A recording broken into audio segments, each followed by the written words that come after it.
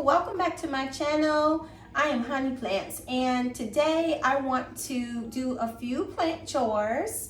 I have a couple of propagation boxes that I want to check out and have you look at those with me, as well as extending a support on one of my plants and maybe a few other things. I'll have to look around and see what else I need to do.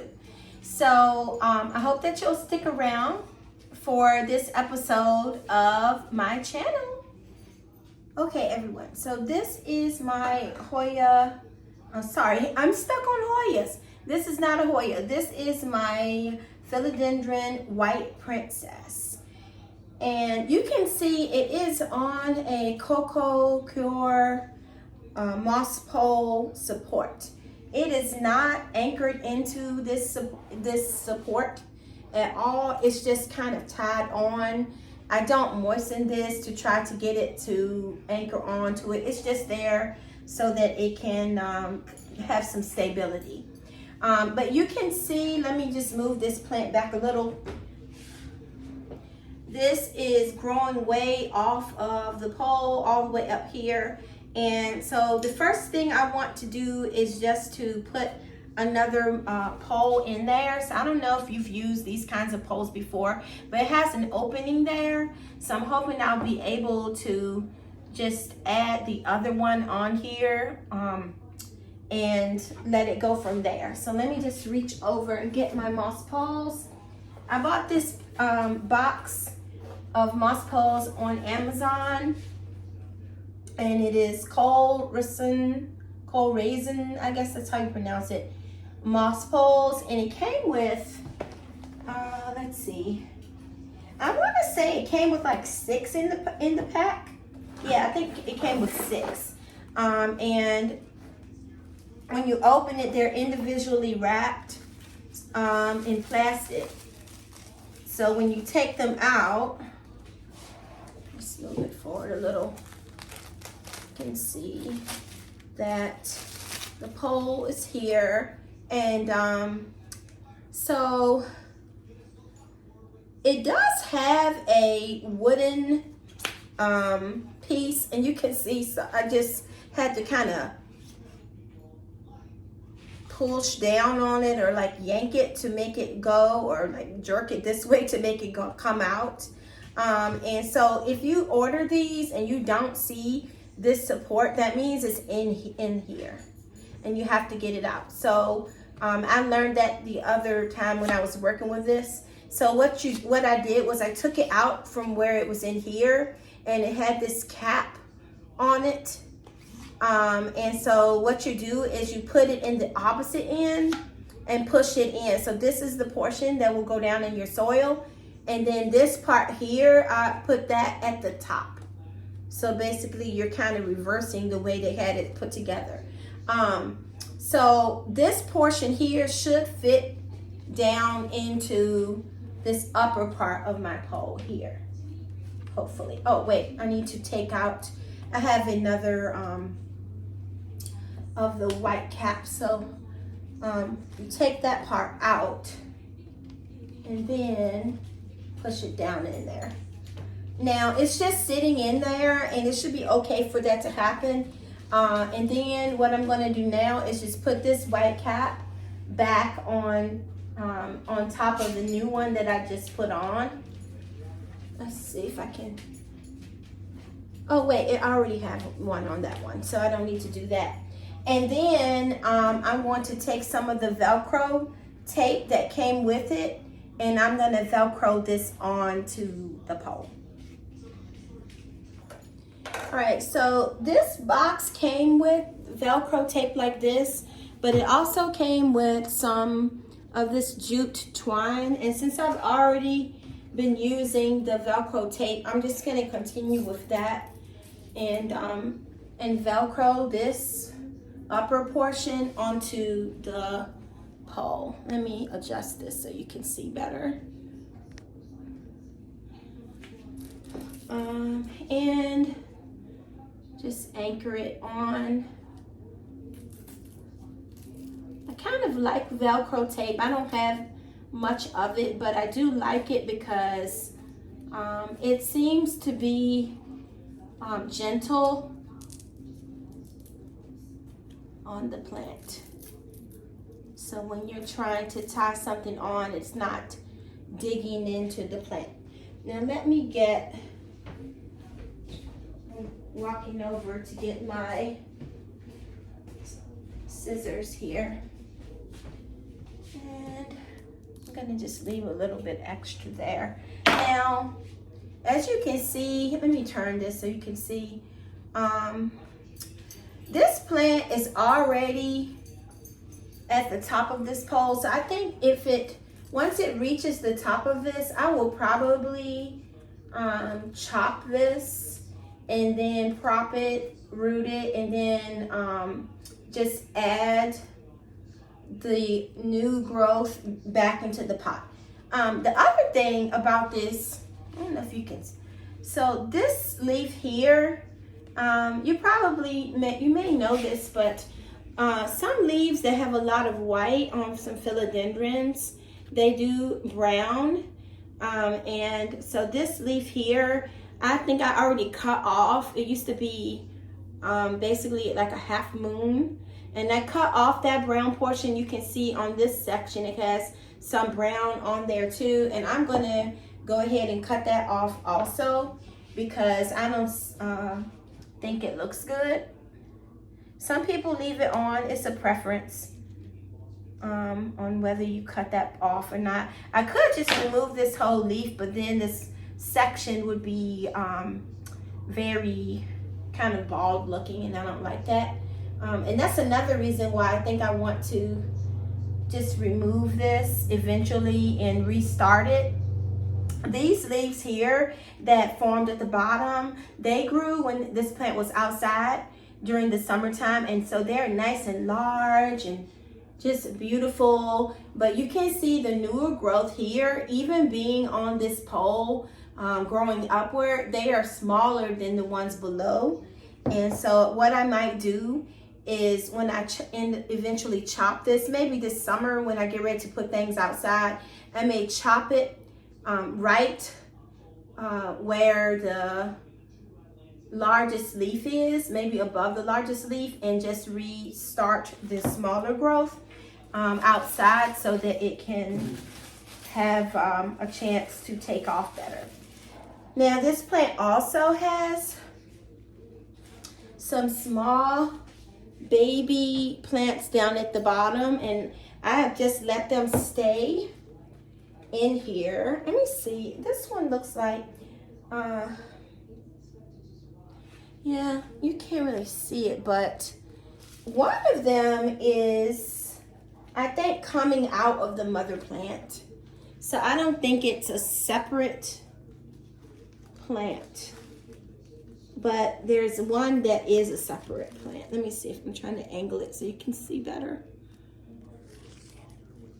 So there are two in there that I can tell. And so when I unpot this, I might end up seeing how these are attached. And then if they are individual plants, then I would go ahead and remove those so they can be in small pots of their own. All right, so I think that's what I'm gonna do for this plant. Maybe I will put, I think it's okay. I was gonna put another piece of Velcro right here, but it should be fine. So this one is done. I'll move this one over. And now the next thing that I want to look at with you are two propagation boxes that I have here. And I didn't get my potting mat out. Maybe I will grab that so I won't make a mess. And just in case there's any messes that are ready to be made, I will put my potting mat out. And so the plants that I have in these boxes are both Hoya. Surprise, surprise. And this one here is from my Hoya Chelsea that was, it was kept outside. And that Hoya Chelsea received a lot of sunlight, like more than it should have. So what I did with that plant is I cut off, it had some yellow leaves, but they weren't yellowed from a pest or anything, but they were just too much sun. And so I cut those off, and then I also cut off some sections that I felt were salvageable and put them in moss. So this is just a plastic bag, a Ziploc, a gallon bag. And this is an old takeout container that I have here. And you can see like one of the leaves is kind of yellowish. You can see what I'm talking about. But the new growth, when I don't put it out in the sun, should be fine if these have good roots. So let me bring the camera a little closer. That's better. All right, so here we go. So these are the Hoya Chelsea cuttings, and I'm just gonna pull them out. So I have not re-moistened this since I put it in the moss because it's been in the plastic bag, so it has a terrarium effect. So let's see what we have going on here. Oh my goodness. Let me be gentle. Now, some of you may know this about me already, but I have not rooted in moss until recently. Oh my gosh. So this is hanging on because of a root. So let me just carefully, I'm going to attempt to remove some of the moss so you can actually see the roots without me doing too much damage. So on this yellow leaf, you can see that's a root there. It's a nice, strong, healthy root. Now, Hoya Chelsea, oh, there's one right here on this side too. You can see all of these little nubby areas on this plant. That's the start of roots. So this one there's a root here. So this is ready to be put in soil. This is holding on to this moss because that's a nice, healthy root right there. All right, so I'm just gonna set it to the side. I probably won't pot these up now, but I was just curious to see how they're doing. And same thing with this one. Let me peel off a little of the moss. These are great roots.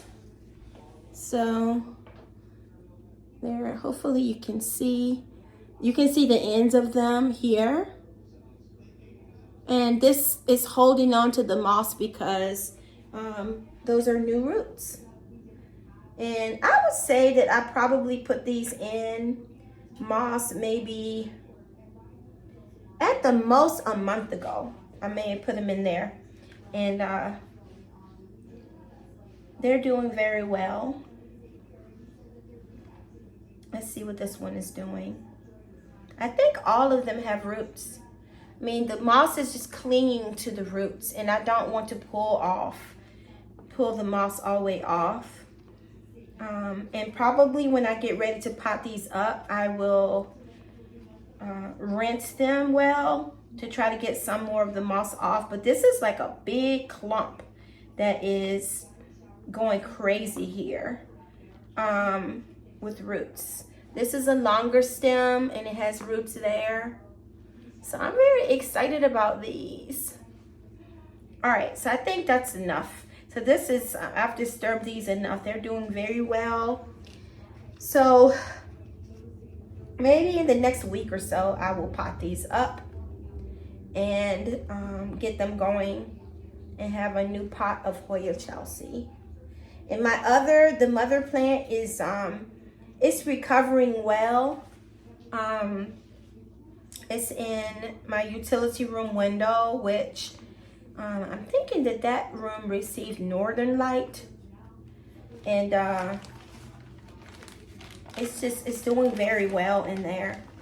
And I regret putting that plant, I don't regret putting it outside, but I regret just allowing it to get so sun stress out there. I saw that it was not at its best. I mean, it was growing, but you know how sometimes you see Hoya and you're like, okay, no, that's too yellow. And that's how mine was. Now this is, what is this one? I think this is Hoya Hindhay white flower that I cut up. So the mother plant of this plant is in pond, and it is also living in my utility room. So I thought that mother plant was going to die because the leaves had gotten very shriveled, and it wasn't doing well in pond when I first put it in there. But now they've hardened up, and if you know that plant, you know that they have really very rigid leaves. So these are the pieces that I cut off to try to save it just in case the mother plant died. And this is propagated in perlite. So I have checked this one before, and I know that it did have some roots. So let's look at it now and see. They're kind of anchored. I'm going to squeeze it a little bit so that I don't rip anything loose. And this plant here, I'm anxious to see what it will do for me. Oh my goodness. So you can see, same with this one. It has roots, and the perlite is hanging on to the roots. And these are very thick, rigid leaves also. And this is just a container that some like lunch meat or something like that came in. This one is also rooted. And I think all of them are rooted. Let's see this bigger leaf. Oh my goodness, look at that long stem, and that whole thing is rooted up and down. So Hoya are not, you don't need to have a node in order for these to root. They will root up and down the stem, thankfully. Sometimes we need to have that happen. So these are also ready to be placed in pots, but it's not going to harm them either to stay in this propagation environment for a little bit longer. I don't think I have added any more moisture to this container, any water. I've just kept the top on it, and it does sit back there in my window. So what I do, let me just kind of angle the camera. So back here is my plant shelf, and what I normally do is put my propagations behind my plants here in my southwestern window. And so both of these that I've shown you today have been back here for a few weeks, and they've been receiving light from the window there, and whatever warmth came in, they received that also. So they like it. Now, I will say that I have had propagations that I've done recently that have failed. And it's really disappointing when that happens, but it's just a part of growing plants. Some of my caterpillar plant propagations, or most of them really, they did not last. And that was my fault because they were rooting, and then I left them in the propagation container too long because their leaves are very fragile, and they started rotting. I should have taken the top off of the container so it could get more light. So at any rate, those are my propagations now, and also my pole here. And I'm gonna look around and see if there are any more plants that need care right now. So I will be right back. All right, I am back, and what I just did was struggled and got my Hoya incrassata from on the window ledge. And I did that so that you could see this plant's leaves and all of its tendrils, and also to see that it is blooming again. So this plant, once it started blooming, it just did not stop. But well, wait, I lied.